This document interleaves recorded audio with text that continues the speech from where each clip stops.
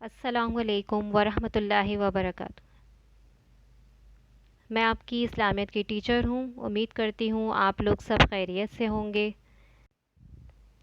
اس سے پہلے ویڈیو میں نے آپ کو چیپٹر سمجھایا تھا اطاعت رسول صلی اللہ علیہ وآلہ وسلم اور اس کی اہمیت۔ آج ہم اس کے سوال جواب کریں گے۔ سوالات کے جوابات ہیں صفحہ نمبر 13 کے اوپر۔ اس میں آپ دیکھیں گے 4 سوال ہیں ہمارے دیے گئے، جس میں پہلا سوال ہے اطاعت رسول صلی اللہ علیہ وآلہ وسلم کا مطلب لکھیں۔ اس کا آنسر ہے اطاعت عربی زبان کا لفظ ہے جس کا مطلب فرما برداری اور تابعداری کرنا ہے۔ اسلامی تعلیمات کے مطابق جس طرح اللہ تعالیٰ پر ایمان لانا ضروری ہے، اسی طرح رسول اللہ صلی اللہ علیہ وآلہ وسلم کی رسالت پر یقین رکھنا بھی فرض ہے، بلکہ رسول اللہ کی اطاعت کے بغیر اللہ تعالیٰ کی اطاعت ممکن ہی نہیں۔ دوسرا سوال ہے اطاعت رسول صلی اللہ علیہ وآلہ وسلم کی اہمیت اپنے الفاظ میں بیان کریں۔ اس کا آنسر ہے قرآن مجید میں جو احکامات دیے گئے ہیں ان کو سمجھنے اور ادا کرنے کے لیے رسول صلی اللہ علیہ وآلہ وسلم کی اطاعت ضروری ہے۔ اس لیے اللہ نے رسول صلی اللہ علیہ وسلم کی اطاعت کو مسلمانوں پر لازمی قرار دیا ہے۔ اللہ تعالیٰ کا ارشاد ہے کہ مومنوں، اللہ تعالیٰ اور اس کے رسول صلی اللہ علیہ وآلہ وسلم کی فرما برداری کرو۔ قرآن مجید کی بہت سی آیات میں یہ وضاحت کی گئی ہے کہ کوئی بھی شخص اس وقت تک مومن نہیں ہو سکتا جب تک وہ اپنی زندگی کے تمام معاملات میں رسول اللہ کے کیے ہوئے فیصلوں کے مطابق عمل نہ کرے۔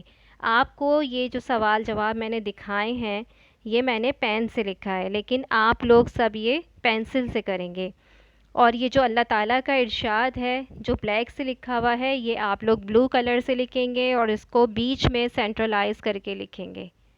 نیکسٹ ہمارا ہے تیسرا سوال۔ تیسرا سوال ہے اطاعت رسول صلی اللہ علیہ وآلہ وسلم کے حوالے سے صحابہ کرام کا طرز عمل بیان کریں۔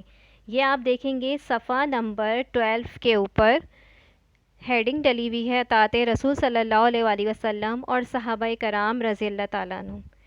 اس میں آخری لائن سیکنڈ لاسٹ لائن ہے پیج نمبر 12 کے اوپر۔ رسول اللہ صلی اللہ علیہ وسلم کی اطاعت کے بارے میں صحابہ کرام کا یہ عالم تھا کہ ایک مرتبہ آپ صلی اللہ علیہ وسلم جمعے کے دن منبر پر تشریف فرما تھے۔